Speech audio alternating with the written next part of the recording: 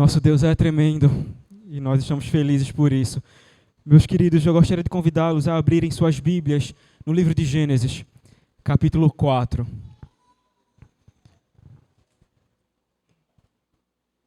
Gênesis, capítulo 4, e nós leremos juntos dos versículos 17 a 26.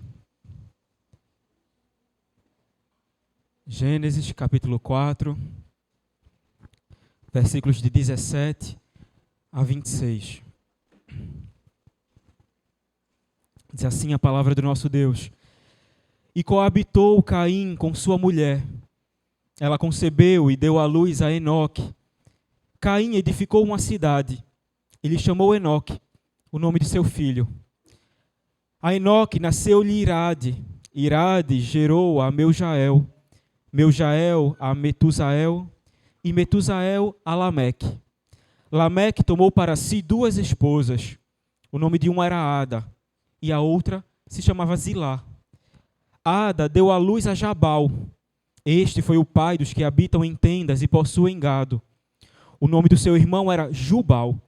Este foi o pai de todos os que tocam harpa e flauta.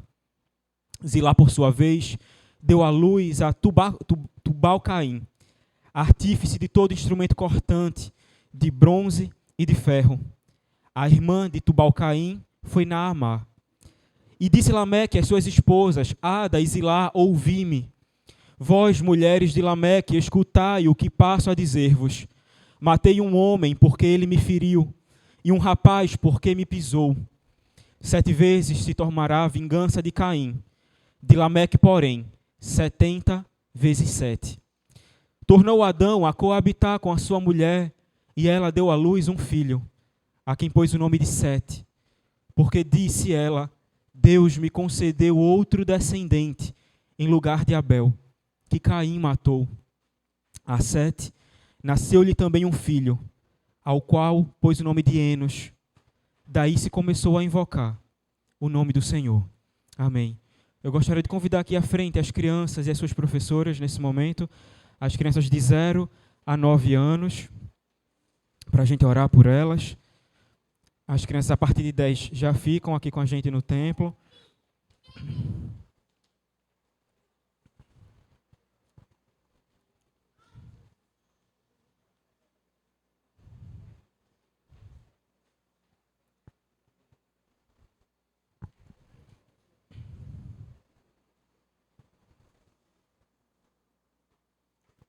Vamos orar, vamos fechar nossos olhos para falar com o nosso Deus.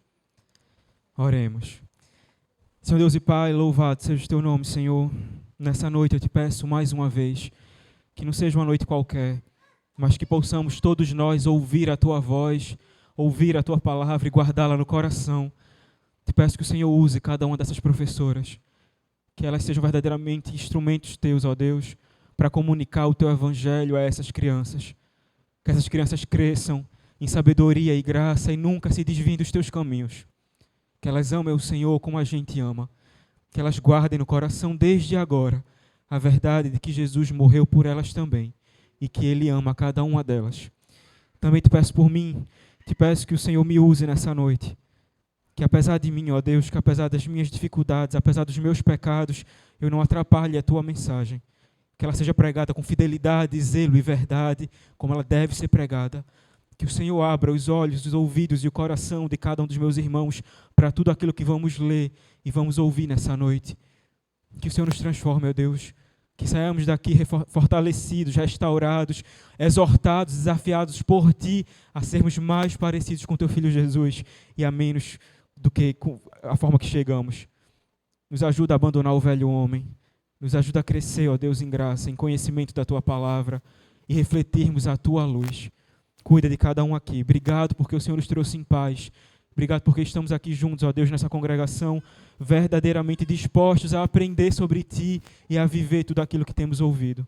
Cuida de cada um, perdoa os nossos pecados e recebe, ó Pai, mais esse momento de culto, porque também é para a Tua honra e Tua glória. Em nome de Jesus que eu oro. Amém.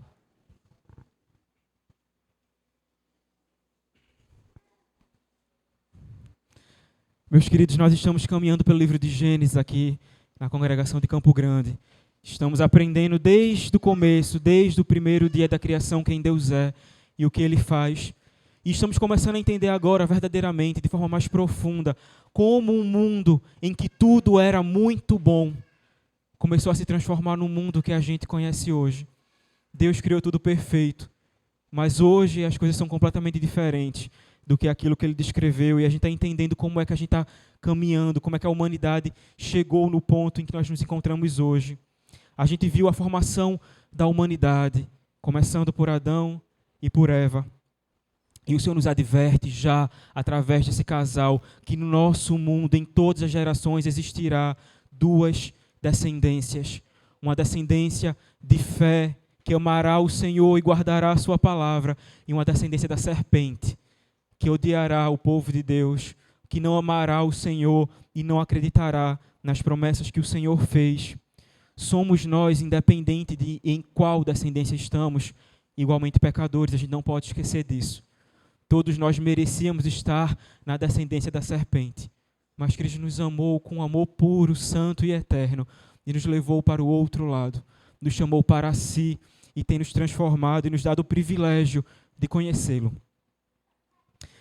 Mas Ele fez uma promessa de que dessa descendência existiria um homem, um único homem que não teria pecado, que pisaria na cabeça dessa serpente e restauraria todas as coisas, restauraria o relacionamento do seu povo, dos seus filhos com Deus Pai. E foi isso que Ele fez. Jesus veio e fez isso por cada um de nós. Mas quando Ele deu essa promessa a Adão e Eva, lá no Éden, Eva esperava que o filho que dela nasceria seria já esse descendente, como a gente viu na semana passada. Eva acreditou que Caim, ao nascer, seria esse varão, e é assim que ela chama ele, adquirir do Senhor um varão, e varão sempre é uma expressão usada para um homem adulto. Ela tinha um bebê nos braços, mas ela acreditava na promessa de Deus, e ela achou que Caim seria esse varão, esse descendente que pisaria na cabeça da serpente. Lê do engano de Eva. Mal sabia ela que toda a fé que ela e Adão tinham não seria compartilhada por seu filho Caim. Ele seria verdadeiramente um descendente da serpente e espalharia o mal no mundo. Então chegou o momento em que Caim e Abel, crescidos, conhecendo o Senhor, sabendo através de seus pais quem Deus era, deveriam prestar o seu próprio culto. E eles fizeram isso. Cada um preparou a sua oferta e levou para o Senhor, colocou em um altar diante de Deus. Mas o Senhor não aprovou a oferta de Caim, porque Caim não tinha fé. O problema não era dar frutos, não era isso. A oferta de Abel não era melhor porque ele deu um cordeiro. A questão é que Caim não tinha fé. E Deus via muito mais do que a oferta diante do altar. Deus via o coração de quem ofertava. E as obras de Caim eram mais, como a gente vai ver ao longo da história. As de Abel não. Abel, por fé, deu o melhor que ele tinha. O melhor que ele podia fazer. Nem sempre o melhor que você pode fazer é o melhor que seu irmão pode. Mas Deus conhece o coração e a realidade de cada um. E Ele aceitou o melhor que Abel podia fazer. Porque foi dado com fé. Das primícias do rebanho dele. Ele pegou de fato o que ele podia fazer de melhor para o Senhor. E foi isso que ele ofertou. Teve um cheiro suave para Deus. E então, enciumado com Abel, resignado com Deus, cheio de ira, Caim esperou o momento certo. Como faria uma serpente para dar o bote? Chamou Abel para o campo e matou o seu próprio irmão. Deus disse a Caim que o dever dele, assim como o dever de cada um de nós, era dominar o seu próprio desejo. Ele disse isso a Caim. Mas Caim não conseguiu dominar o seu desejo, pelo contrário, ele foi dominado pelos seus próprios pecados e desonrou o Senhor gravemente. Então o Senhor vem até Caim e pergunta a ele: Caim, onde está teu irmão Abel? E a resposta que Caim dá é: não sei. Acaso sou eu tutor do meu irmão? Se a gente fosse Deus naquela hora, a gente fulminava Caim. É por isso que a gente não pode ter o poder de Deus. Mas nosso Deus é longânimo e misericordioso. E ele continuou o diálogo com Caim dizendo: o que fizeste? O que foi que você fez, Caim? Porque a voz do sangue do teu irmão clama da terra a mim. E assim como aconteceu com Adão, Deus sabia a resposta da pergunta que estava fazendo. Quando ele chega no Éden, diz: Adão, onde é que você está? E agora, quando ele diz: Caim, o que foi que você fez? Deus sabia a resposta. O que Deus estava fazendo era dar a esses homens a chance de se arrepender, de confessar. Mas não é isso que Adão e não é isso que Caim fizeram, mas nada passa despercebido aos olhos de Deus. Caim pode ter ido para o campo, escondido com Abel, fazer o que fez, mas Deus viu. Nosso Deus é onisciente, Ele sabe todas as coisas. Ele é onipresente, Ele está em todo lugar e Ele vê. Então, certos de que nenhum pecado deixará de se encontrar com a justiça divina, nenhum pecado deixará de se encontrar com a justiça divina, Deus vai até ele e declara a sentença pelos pecados cometidos. E Deus vai dizer assim para Caim. E eu estou revisando tudo isso porque tudo que a gente está vendo agora vai ser muito importante para o que a gente vai conversar no texto de hoje. Deus vai falar assim no versículo 11. És agora, pois, maldito, Caim, por sobre a terra, cuja boca se abriu para receber das tuas mãos o sangue do teu irmão. Quando lavrares o solo, não te dará ele a sua força. Serás fugitivo e errante pela terra. Essa foi a condenação. Você vai trabalhar, o solo não vai lhe ajudar a produzir aquilo que você precisa, e você vai viver errante pela terra, sem um lugar para repousar a sua cabeça pelo mal que você fez a seu irmão. E aí na hora Caim diz: não, Deus, esse castigo é muito grande, não tem como, eu não posso aguentar isso. Se eu sair errante pelo mundo, quem me encontrar vai me matar sabendo o que eu fiz. E Deus, mais uma vez, em sua bondade e misericórdia, diz o seguinte a Caim: assim, qualquer que matar a Caim, diz o Senhor, será vingado 7 vezes. E pôs o Senhor um sinal em Caim, para que não o ferisse de morte quem quer que o encontrasse. Retirou-se Caim da presença do Senhor e habitou na terra de Nod, ao oriente do Éden. O que é que aconteceu? Daí Caim apelou, disse: Deus, não consigo, esse pecado, esse juízo é muito grande para o meu pecado. Não reconhece, questiona e ainda se faz mais uma vez de vítima.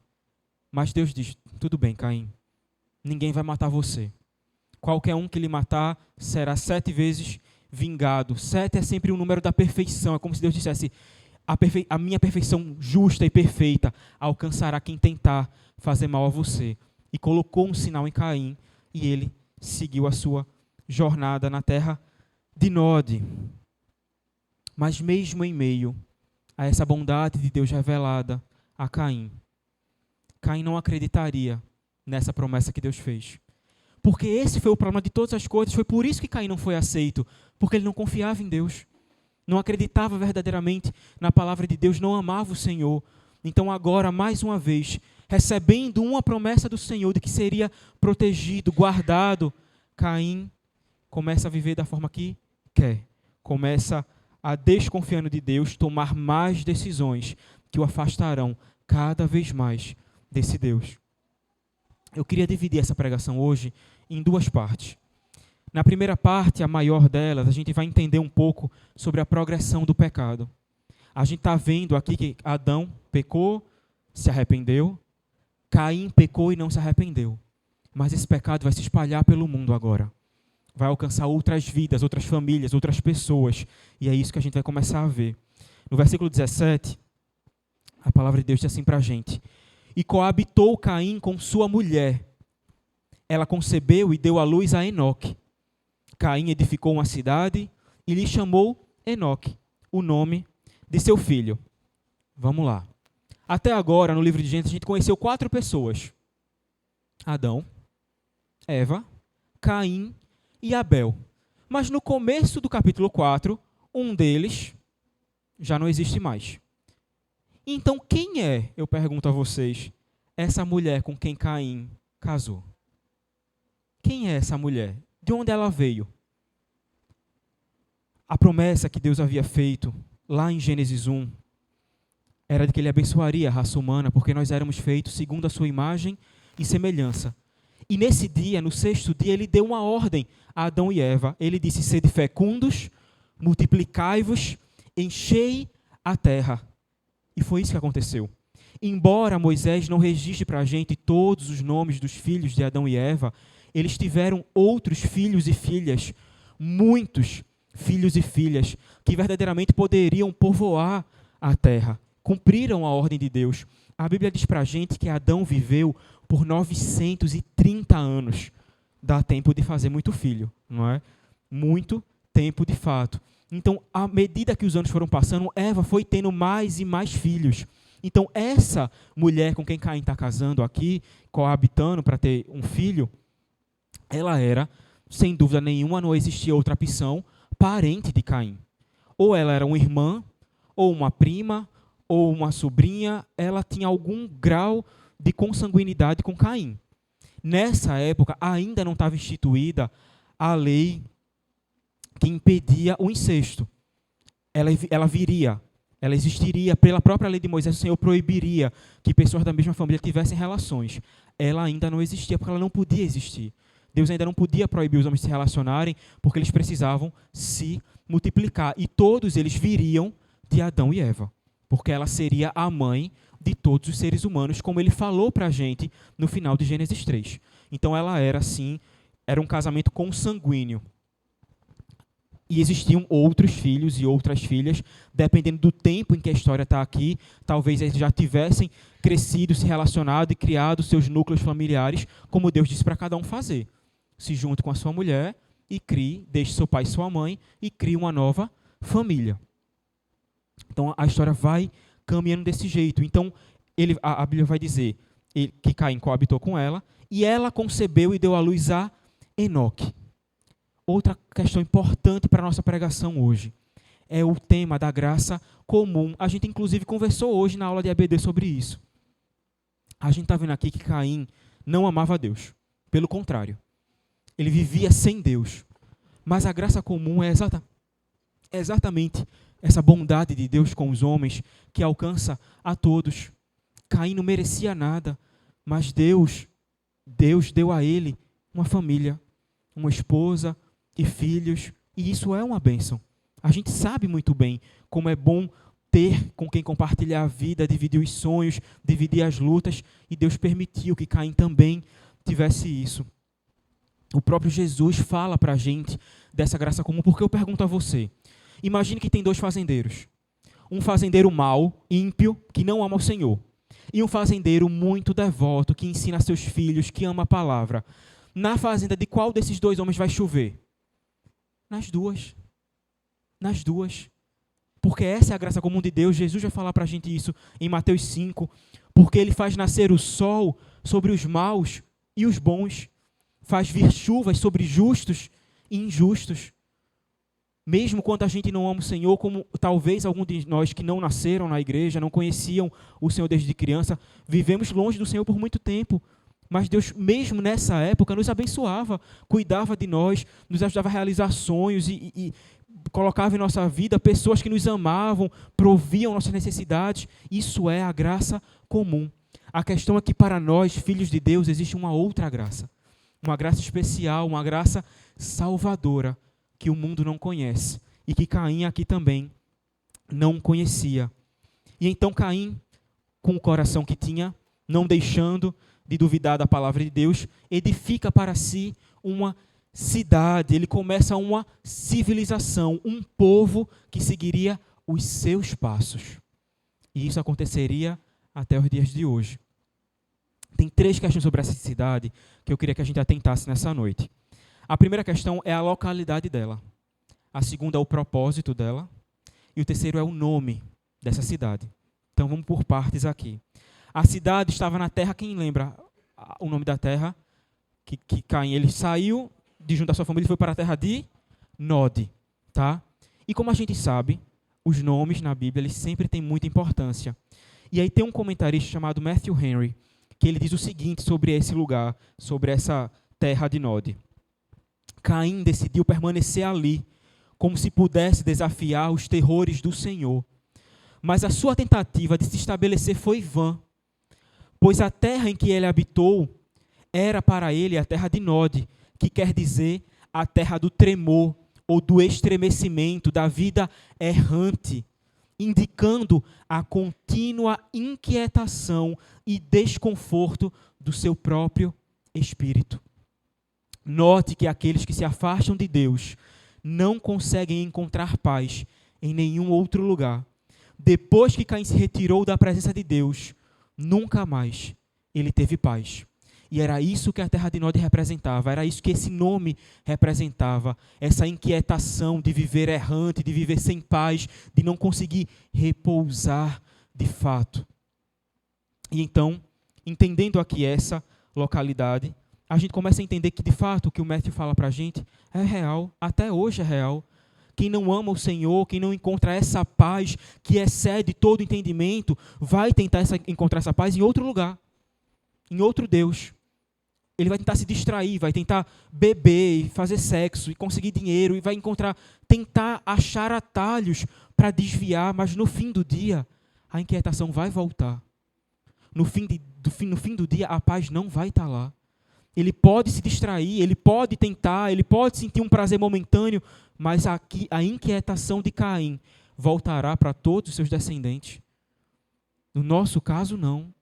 Pode estar dando tudo errado, mas a gente dorme em paz sabendo que Deus olha por nós, cuida de nós, controla todas as coisas. Caim não conhecia essa paz e a terra de Nod representava essa inquietação do seu próprio espírito.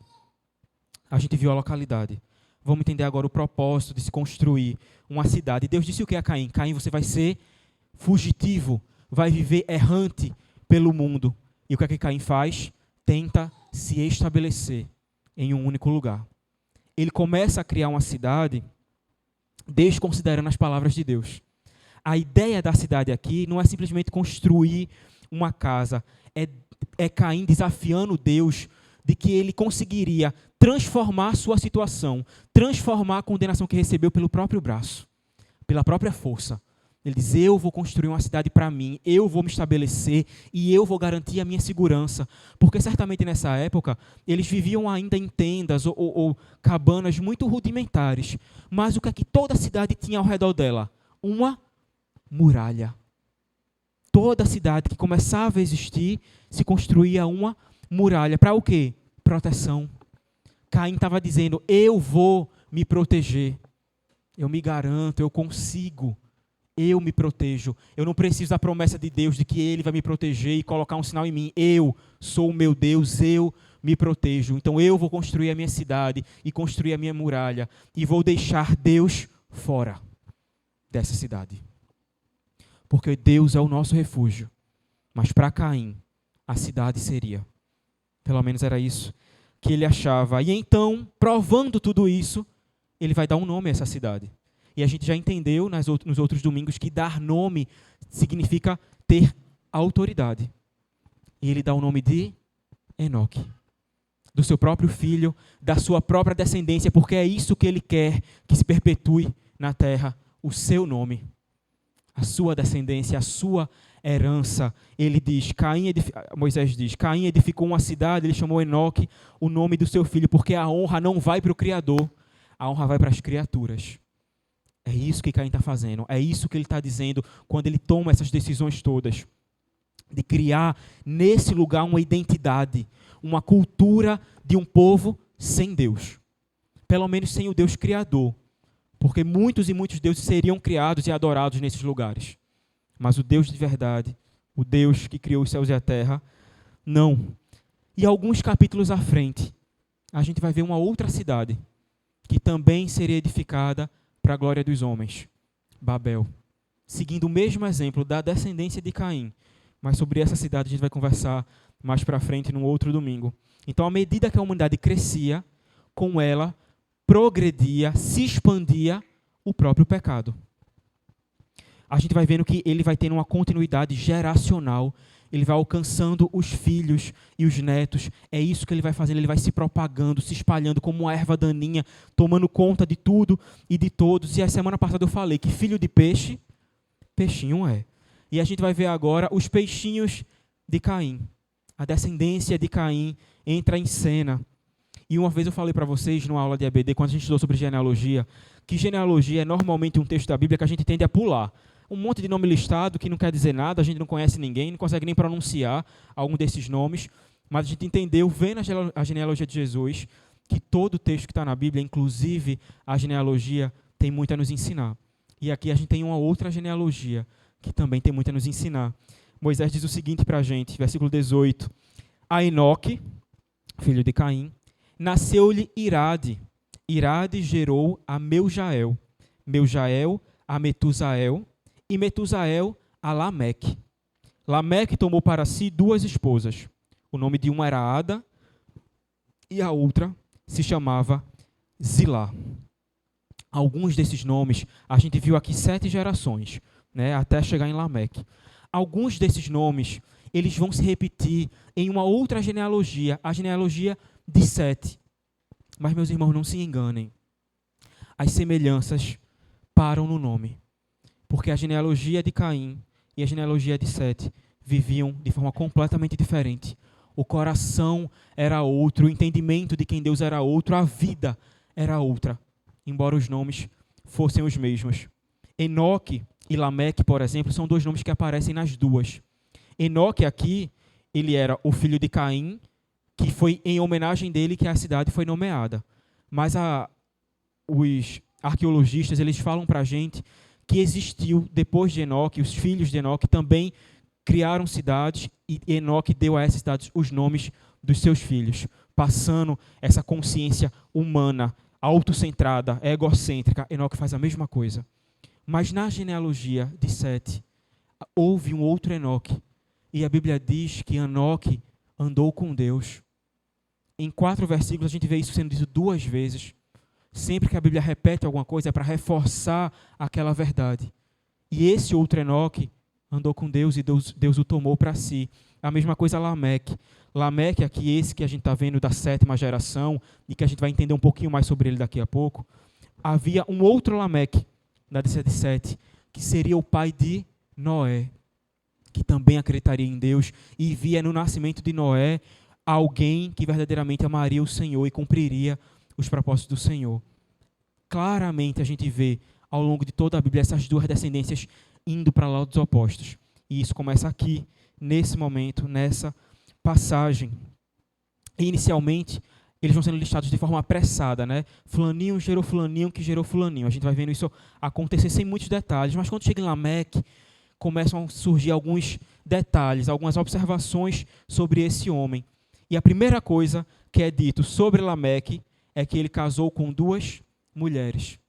Mais um pecado é introduzido agora na face da terra, a poligamia. Porque no 6º dia, assim como Deus disse, sede fecundos e multiplicai-vos, ele disse como isso deveria acontecer. Deus disse, deixa o homem, o pai e mãe, se une à sua mulher, tornando-se os 2 uma só carne. Os 2, um homem e uma mulher. E Lameque acaba de ser o primeiro polígamo da terra, acaba de quebrar o mandamento do Senhor e, em vez de tomar uma mulher para si, como Deus ordenou, ele toma para si 2. Já começa muito mal. E que se chamam Ada e Zilá.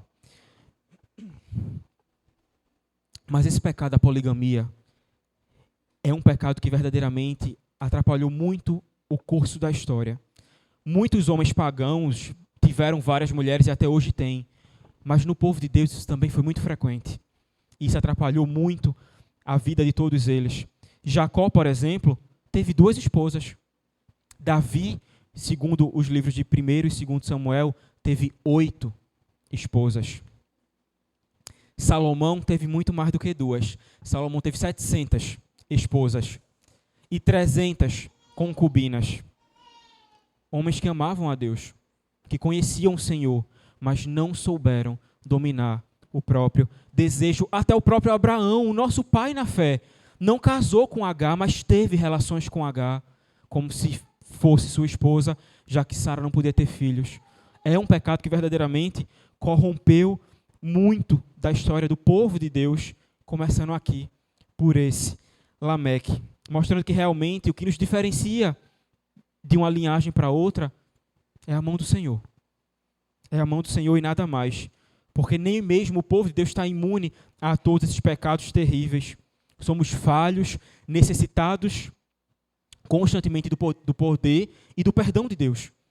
É isso que nos diferencia, é quem Cristo é em nós, porque é Ele quem efetua em nós tanto querer quanto realizar. Você não veio para a congregação hoje, para prestar esse culto hoje, só porque quis. Deus quis que você viesse, colocou em você uma fé e um amor por Ele, pela sua casa, pelo seu povo, que faz com que você se mova em direção a Ele, em direção à sua casa, em direção ao seu povo, em direção à sua verdade e à sua palavra. Tudo que fazemos e somos é por causa de quem Deus é. Então, se não fosse por Deus, todos esses homens que eu listei, Jacó, Abraão, Davi, Salomão, eles seriam só outros Lameques. Se não fosse por Deus, nós seríamos só outros Lameques. Mas graças a Deus, porque Deus interviu na nossa vida e nos deu fé, nos iluminou, nos capacitou para acreditarmos na sua palavra. Mas lembra que eu falei sobre graça comum? Vamos retomar esse ponto agora. Eu queria voltar a essa questão. As esposas de Lameque, Ada e Zilá, tiveram seus próprios filhos. Mas as descrições que a gente encontra aqui sobre esses filhos são diferentes das descrições de Lameque. Pelo contrário, são descrições até muito boas. A partir do versículo 20 a 22, a palavra de Deus diz assim: Ada deu à luz a Jabal. Este foi o pai dos que habitam em tendas e possuem gado. O nome do seu irmão era Jubal, que foi o pai de todos os que tocam harpa e flauta. Zilá, por sua vez, deu à luz a Tubal-Caim, artífice de todo instrumento cortante, de bronze e de ferro. A irmã de Tubal-Caim foi Naamá. Esses homens pagãos, filhos de homens ímpios, foram precursores de atividades importantíssimas para toda a humanidade. Eles desenvolveram, pelo que a gente está vendo aqui, a pecuária, eles receberam dons para as artes, eles desenvolveram a metalurgia, todas as habilidades úteis, importantes, necessárias para a nossa vida até hoje. Tudo que esses homens desenvolveram aqui nessa época, mesmo não amando a Deus, mesmo não se importando com a palavra de Deus, foi bênção para nós até hoje. Mais uma vez, a graça comum de Deus sobre esses povos que não amam o Senhor, mas desenvolvem questões e tecnologias que abençoam o povo de Deus e abençoam as pessoas por toda a terra. Jabal possuía gado e morava em tendas, como Abraão também viveria e conseguiria sua riqueza a partir do seu gado, dos seus camelos e suas ovelhas. Ele enriqueceria através dessa profissão, desse ofício. Jubal era o pai dos músicos. Nós temos muitas pessoas aqui na nossa congregação que amam o Senhor e tocam muito bem e cantam muito bem. Mas não é que não existia música antes disso, não existia cuidado, porque Abel também era pastor.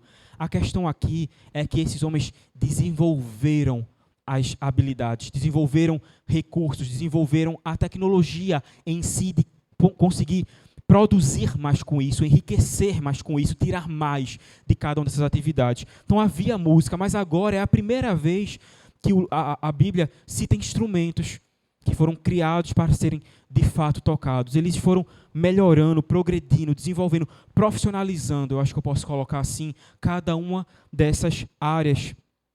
Tubal-Caim fez o mesmo com a metalurgia, né? Ele vai desenvolver instrumentos de fundição, vai se tornar um artífice, um artesão, de fato, para criar ferramentas, facilitar a vida de todas as pessoas. Uma coisa importante a gente perceber aqui, tudo surgiu na linhagem de Caim. Homens ímpios, pagãos, que não amavam a Deus, fizeram coisas boas para a humanidade. Tá? Porque o que a gente precisa entender aqui? A ressalva nessa questão toda dessa genealogia é de que a cidade não era pecaminosa por si só. Não era pecado ser pastor, desenvolver a pecuária. Não tem problema nenhum em ser pecuarista, não tem problema nenhum em ser músico, não tem problema nenhum em ser metalúrgico. Não, a questão não era essa. Não eram os ofícios, não eram as habilidades. Isso era dom de Deus para cada um desses homens. A questão era usar esses ofícios, esses recursos, esses talentos para coisas que não agradavam ao Senhor. Esse era o ponto. E é isso que acontece até hoje. as pessoas usam seus dons e habilidades para desonrarem a palavra de Deus. Essas flautas e harpas que foram criadas, certamente não eram tocadas para louvar o nome do Senhor. Elas eram tocadas nas orgias, nos rituais, nos processos que eles criavam para a sua própria carnalidade, para o seu entretenimento, para a sua diversão, para os seus deuses. Essas coisas boas que Deus permitiu que eles criassem eram pervertidas em seu uso para aquilo que não agradava a Deus. O propósito das coisas mudava o significado delas. Quando ele fala que Tubal-Caim desenvolveu a metalurgia com bronze, trabalhando com esses metais, ele criou certamente ferramentas, mas ao mesmo tempo ele criou o quê? Armas. Armas. Para que a imagem e semelhança de Deus fosse destruída no mundo. Esse é o ponto. Deus deu uma capacidade por sua graça dos homens criarem coisas boas, bonitas, belas, úteis, e os homens perverteram tudo.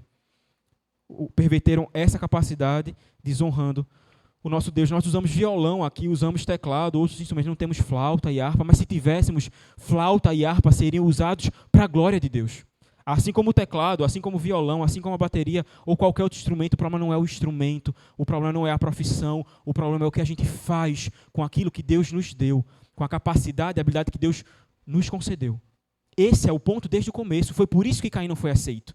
Não é porque ele era lavrador, é porque o que ele ofereceu a Deus não agradava a Deus porque não tinha fé, não era envolvido pela certeza de quem Deus era. Então essa civilização, esse povo, essa cultura que usou seus recursos, seus tempos, suas habilidades, não usaram para a glória de Deus. Porque tanto que quando a gente vai vendo a genealogia, ele vai dizendo, Jubal fez isso, Jabal fez isso.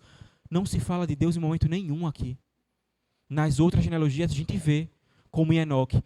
Enoque gerou a fulaninho e Enoque andou com Deus. Deus é citado nas outras genealogias, aqui não é. É um silêncio. É o homem pelo homem, gerando seus descendentes, vivendo de forma humanista. Esse é o ponto da cidade de Caim. É uma civilização humanista, ateia, materialista. O homem é o centro de todas as coisas. E isso nos ajuda a entender como, às vezes, os perversos conseguem verdadeiramente ultrapassar o povo de Deus em prosperidade material. Porque isso é tudo que eles têm. É tudo que eles querem.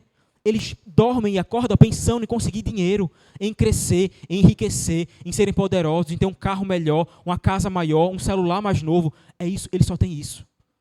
Eles desenvolvem métodos e caminhos para enriquecerem, para fazerem glória para o seu próprio nome. A gente não vai jogar esse jogo.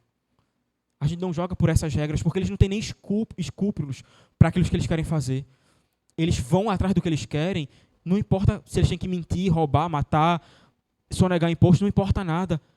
É por isso que muitas vezes eles conseguem prosperar de um jeito que a gente não consegue. E olha que Deus ainda assim nos abençoa de forma muito grande e nos dá tudo que a gente precisa. Mas a gente entende que essas coisas que eles conseguem, a traça e a ferrugem corroem. O ladrão leva. O tempo deteriora. Essas coisas não importam de fato. O valor da nossa vida, o valor daquilo que a gente tem e possui, não está nessas coisas. Mas eles querem mais. Então eles buscam mais. Se desenvolvem mais para conseguir esse tipo de coisa. O tesouro da fé não pode ser comprado por dinheiro nenhum. Mas eles não querem comprar o tesouro da fé. A gente ganha esse tesouro de Deus. Então tudo que a gente vive hoje é exatamente a mesma coisa que o povo da cidade de Caim vivia. O mundo é hoje uma grande cidade de Caim. É exatamente isso. Não há nada de novo debaixo do céu. Como Salomão disse, não há nada de novo debaixo do céu. Essa civilização em que a gente está inserido hoje continua sendo ateia, continua sendo materialista, continua sendo humanista, com todos os homens focados em si mesmos. É a mesma coisa. Nada mudou. Percebe, foi isso que foi acontecendo. Havia pecado, de fato, em Caim. Mas o pecado ele foi se proliferando, se espalhando, tomando outras proporções no mundo. Então tudo, de fato, passa a girar em torno do homem. Toda ferramenta se torna uma arma em nossas mãos. Tudo que era belo é deturpado para desonrar o Senhor e poder glorificar a criatura. Toda a arte foi pervertida, sexualizada, desmoralizada, tudo que existe. Filme, música, livro, poemas, esculturas, pinturas, qualquer coisa que o homem tem capacidade de criar para glorificar a Deus é deturpado. E a gente tem culpa nisso, meus irmãos, porque embora a gente não crie essas coisas, a gente consome essas coisas. Esse tipo de filme, esse tipo de arte, esse tipo de música. Cabe a nós verdadeiramente viver de uma forma diferente, mas a gente se acostumou com a cidade de Caim. A gente se moldou a ela. Então a gente vem para a igreja no domingo, mas durante a semana a gente convive e desfruta de muitas das coisas que eles criaram para a glória deles. A gente compactua com isso. Em vez de produzir filmes que glorifiquem a Deus, poemas que glorifiquem a Deus, músicas que glorifiquem a Deus. E um detalhe importante, tem muita música gospel que é mais herege do que muita música por aí fora. Você escuta uma música de Roberto Carlos, está tudo bem. Mas tem muita música feita em nome de Deus que tem muito mais heresia do que uma música de Roberto Carlos. Dentro da igreja. Então a gente tem que conhecer esse Deus para conseguir louvá-lo da forma que ele merece e deve ser louvado. E entender que a arte é um presente de Deus para nós. E a igreja abriu mão disso. A gente não produz mais nada. A gente canta as músicas que foram criadas há muito tempo atrás, hinos que foram escritos no século XVI. A gente não produz pinturas e músicas para a glória de Deus. Mas o mundo faz isso para a glória de si mesmo e para a glória dos seus deuses, e fazem muito bem. As peças de teatro, os musicais que eles criam, as músicas, as bandas, todos eles fazem com uma perfeição imensa para um Deus que nem é real. E a gente abriu mão de tudo isso, de produzir beleza no mundo e mostrar através dessa beleza quem o nosso Deus é. Avançamos em tantas coisas. A gente avançou na física, a gente avançou na genética, na engenharia, na medicina, a gente criou celular, a gente criou foguete, mas a gente nunca conseguiu aprender a amar o próximo como a si mesmo. A gente chegou na Lua e a gente nunca conseguiu amar a Deus sobre todas as coisas. Nunca. Provando que o progresso cultural não tem nada a ver com progresso moral. Nada a ver. Porque a gente está hoje tão decadente em 2026 quanto Caim estava com Lameque na época dele. Nada mudou. Nada mudou. Todos os pecados, começando pela poligamia, a gente vai ver mais alguns outros aqui para frente, todos eles continuam vivos e claros nos nossos dias.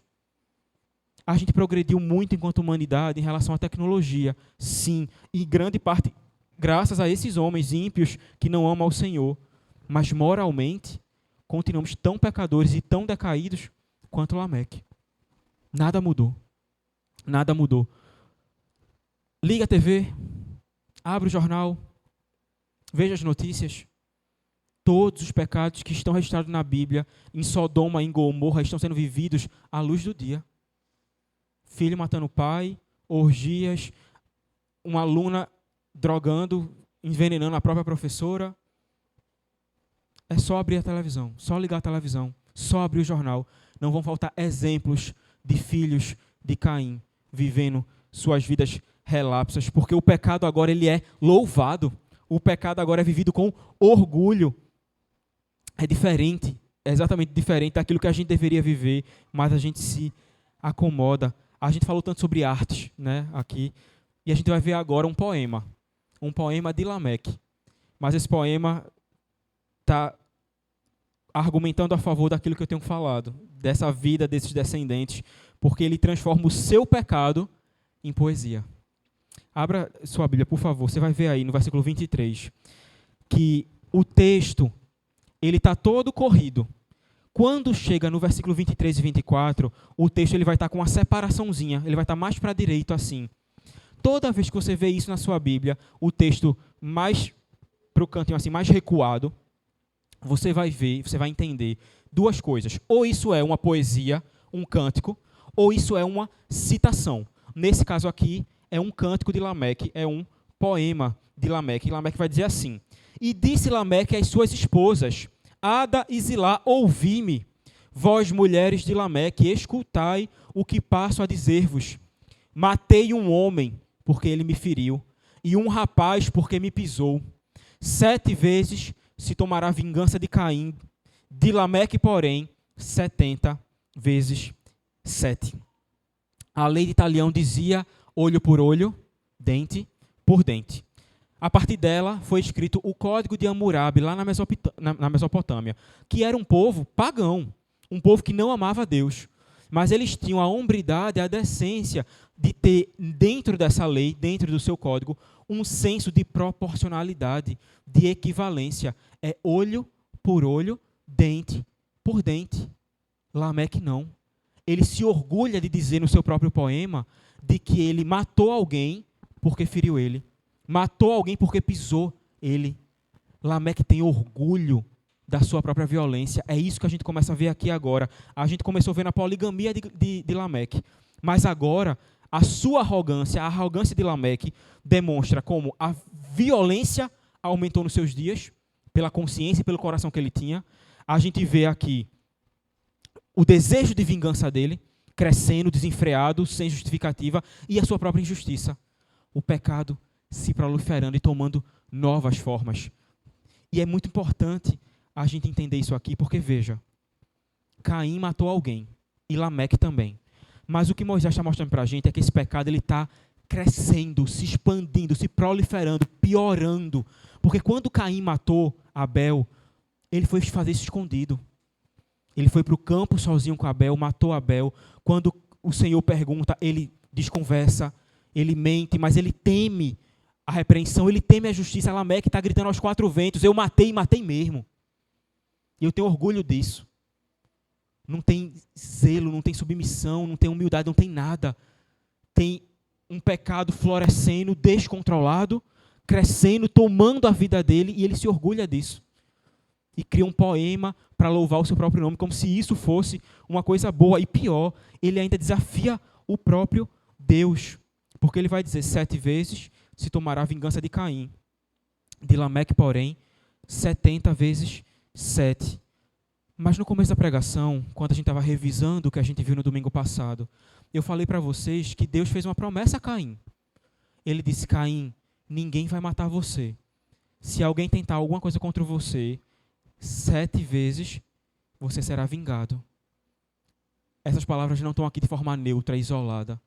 Caim está desafiando o próprio Deus, dizendo, Deus vai proteger Caim, vingar ele 7 vezes, pois a Lameque vão ser 70 vezes 7. É muita ousadia. É muito pecado, mas o pecado faz isso com o homem, tira de nós o discernimento, a capacidade de compreender o quão maléfico e terrível nossos atos estão. A gente perde a consciência de tudo. Ele usa essa linguagem que Deus usou para se colocar numa posição acima do próprio Deus. Como se ele dissesse, eu sou o verdadeiro Deus da minha vida. E ele fala isso para a própria família dele. Imagina que tipo de marido e de pai Lameque não foi para chamar Ada e Zila, vem cá, ouvir o que eu tenho a dizer. Como não era esse casamento sem Deus. E é por isso que a gente fala tanto de julgo desigual. Como é que você pode se juntar, casar, escolher dividir um teto com alguém? E não só um teto, um casamento, mas uma empresa, uma amizade, um namoro com alguém que não ama o Senhor. Que não entende quem Deus é, que não se arrepende dos seus pecados, é inconciliável. Não tem como luz e treva caminharem juntos desse jeito. É por isso que aqui dava certo, porque aqui ninguém amava o Senhor. Ninguém amava a Deus. E eles continuam se pervertendo nesse meio de caos e desespero e pecado. Mas eu disse a você que a gente ia dividir essa pregação em 2 partes. Estou finalizando agora a primeira, eu queria entrar na segunda parte. Jesus desfaz essa realidade com as mesmas palavras. Jesus nos ensina outro mandamento. Nos mostra uma outra forma de viver. Lameque disse que ele seria vingado 70 vezes 7 vezes. Jesus disse a mesma coisa, com a mesma expressão, mas ele disse 70 vezes 7 vezes, vocês perdoarão. É uma outra vida, é uma outra consciência, é um outro coração. Lameque se vinga, a gente perdoa, porque a gente tem uma outra descendência. E a gente faz isso porque muito mais nos perdoa o Senhor, muito mais do que 70 vezes 7. Então esse perdão que a gente recebe nos capacita a perdoar. O perdão que nos preenche, nos enche o suficiente para que possamos passá-lo para frente. Embora essa segunda parte do sermão ela seja mais breve, ela é tão importante, ou talvez até mais importante, do que aquilo que a gente conversou até agora, porque a gente tratou da progressão do pecado.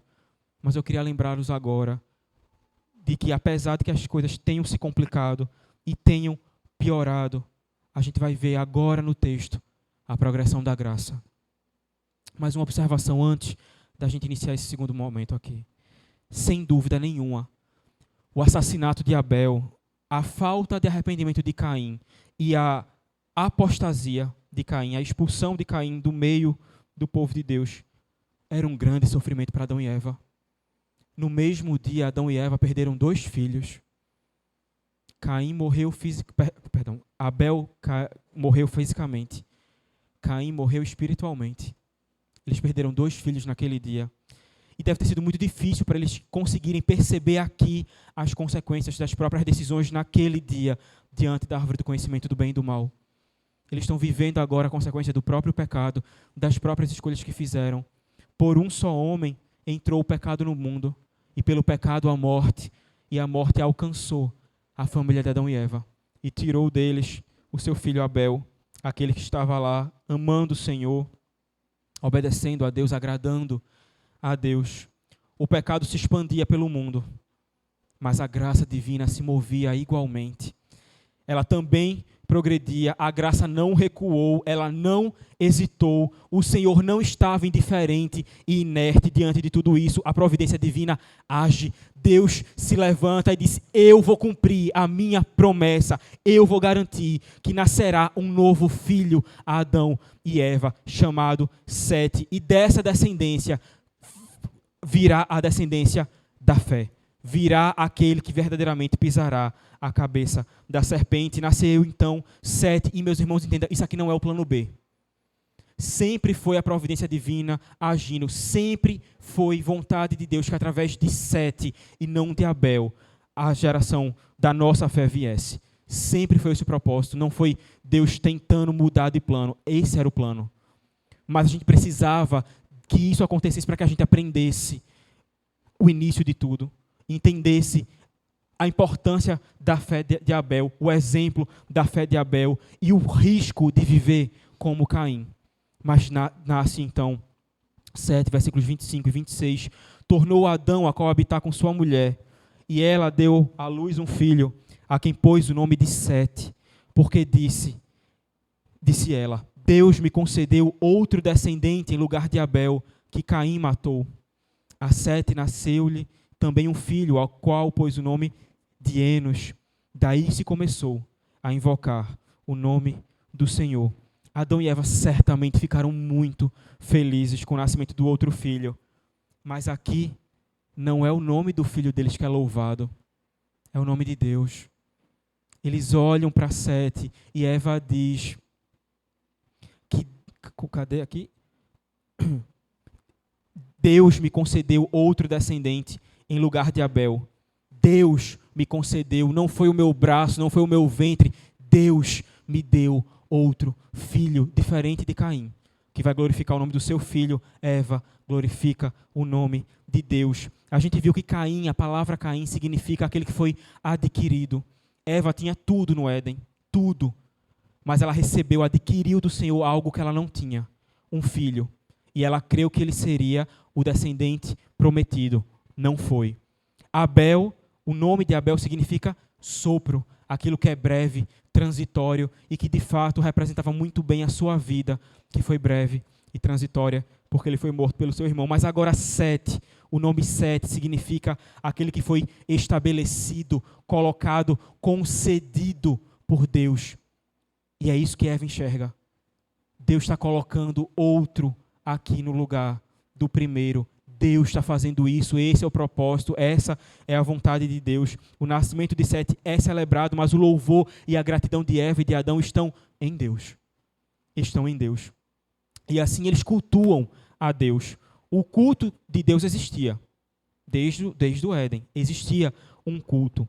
Mas agora, assim como aconteceu com a pecuária, com as artes, com a metalurgia daqueles homens ímpios e pagãos, agora o culto começa a se organizar. Essa é a nossa parte dentro desse mundo, dentro dessa história. O povo de Deus, através de Enos, começa a se organizar enquanto povo de Deus.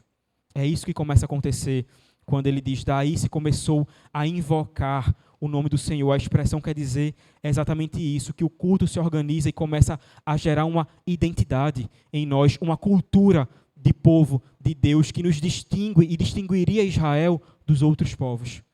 Era isso, o culto. Era isso que mudava tudo. A gente iria cuidar dos bois, mas o nosso culto faria com que a gente cuidasse dos bois de forma diferente. Faria com que a gente trabalhasse, buscasse lucro de uma forma diferente. Tudo ao redor do culto a Deus. Então, essa forma de viver, essa fé passa a nos caracterizar. E é por isso que a gente tem que estar aqui todo domingo, vivendo isso, reafirmando essa fé, compartilhando a vida com quem vive o que a gente vive, com quem entende o que a gente entende. E então, desde então, essa é a jornada. Todos os homens pertencem a uma descendência. Cada um de nós, cada um de vocês pertence a uma descendência. Mas a minha pergunta para cada um essa noite é, você faz parte de qual? Da linhagem da fé ou da linhagem da serpente? E eu sei que o seu primeiro ímpeto é dizer, da linhagem da fé. A primeira resposta que vem direto é essa. Mas deixa eu lhe perguntar de novo. De qual descendência você realmente faz parte?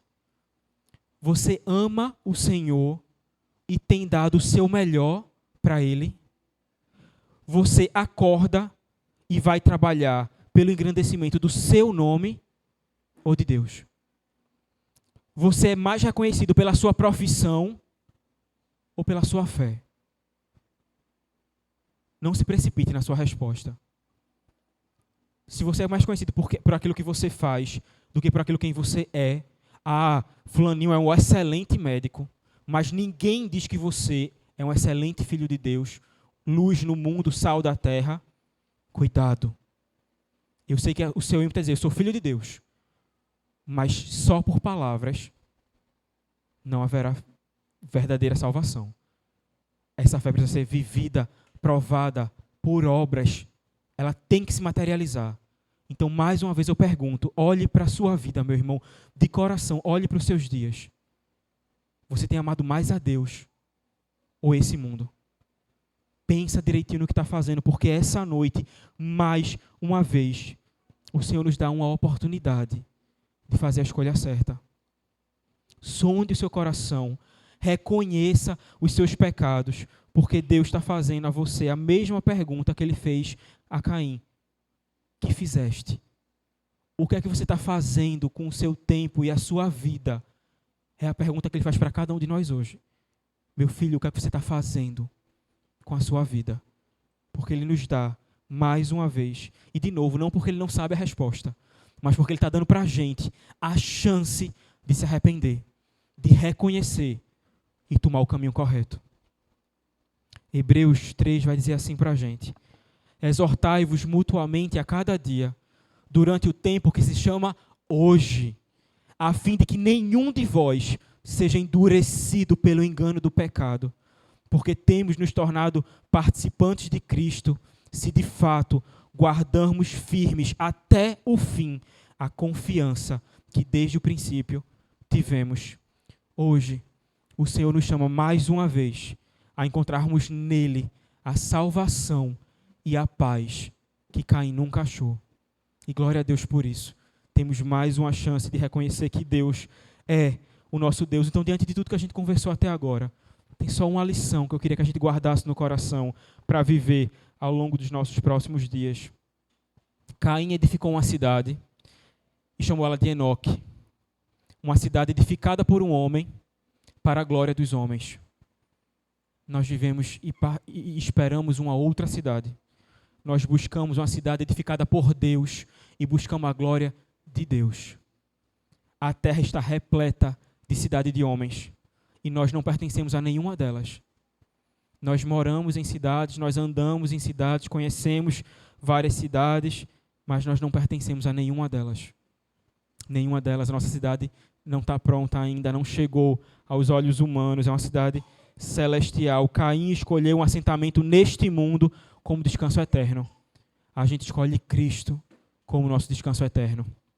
Ele é o nosso Senhor, Ele é o nosso Salvador. Apesar de Lameque, apesar de Caim, apesar da descendência deles, apesar de nós muitas vezes, a graça não recua. Ela progride no mundo, revelando toda a beleza, bondade e verdade de Deus, e Deus fará isso através do seu povo.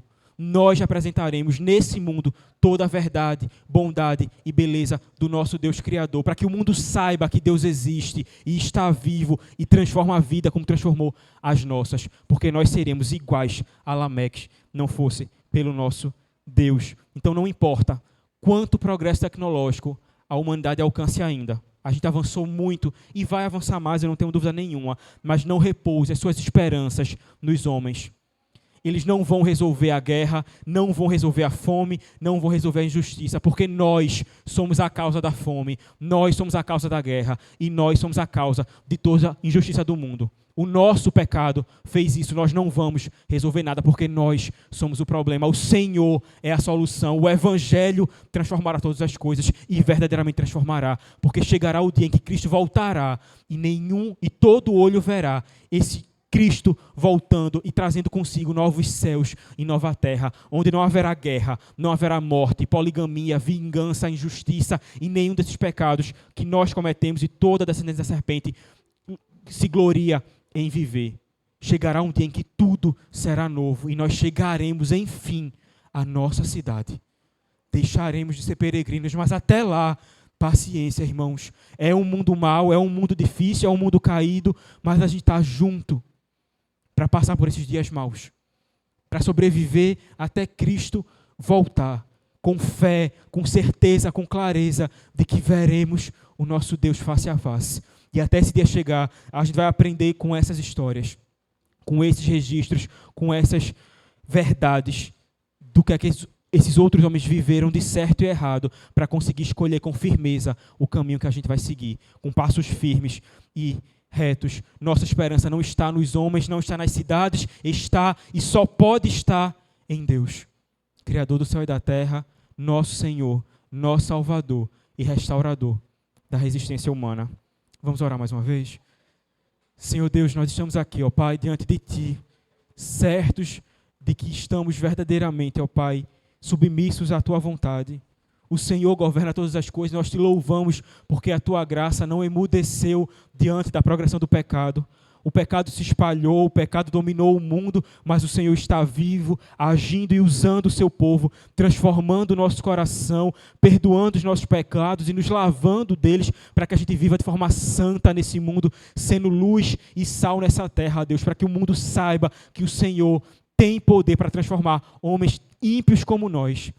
Porque nós amamos o Senhor e isso não vem de nós, isso vem do Senhor. Então não nos deixe, ó Deus, nos acomodar e a viver como esses homens vivem nessas cidades. Nos ajuda a pensar na nossa cidade, na Tua cidade, na cidade celestial para onde estamos caminhando. Para que possamos viver aqui já da forma que viveremos quando estivermos com o Senhor. Certos, ó Deus, de que o Senhor consegue e tem poder para nos transformar e nos fazer mais parecidos com Cristo. Cristo está em nós, seu Espírito habita em nós e nós conseguiremos abandonar todo o pecado, conseguiremos dar um bom testemunho, ó Deus, e mostrar para o mundo que o Senhor é o nosso Deus. Não importa quantos mundos eles criem, quantas cidades eles construam, quantos deuses eles inventem, o Senhor é o único Deus e nós te louvamos por isso. E nós queremos viver a partir dessa verdade e dessa consciência. Nada mais e nada menos, seja tudo em nós, Senhor, e nos ajude a mostrar a Tua verdade, a Tua bondade e a Tua beleza para o mundo. Nos ajuda a lembrar, ó Deus, daqueles que não Te amam ainda, mas foram escolhidos por Ti e através de nós serão alcançados. Não nos deixe acomodar em nossas obrigações e lazeres diários. Nos ajuda a lembrar da nossa missão, ó Pai, de sermos verdadeiramente povo Teu nessa terra, sacerdócio real, uma nação santa no meio de tantas trevas, de tanto pecado. Nos ajuda a viver aquilo que precisamos viver. Nos dá fé, firmeza, ó Deus, coragem para sermos o Teu povo nesse mundo, sem vergonha do Teu Evangelho, ó Deus, pelo contrário, mas orgulhosos do Teu Evangelho, assim como o mundo se orgulha dos seus próprios pecados. Então nos perdoa, Pai, por todas as vezes que nós não conseguimos pensar nisso, entender isso, mas te agradeço porque essa noite a gente tem mais uma chance de acertar, de se arrepender e de se voltar para Ti. Então nos guarda e nos preserva em Ti. O Senhor é a nossa cidade, o Senhor é o nosso refúgio e nós descansamos nessa verdade. Em nome de Jesus que eu oro. Amém.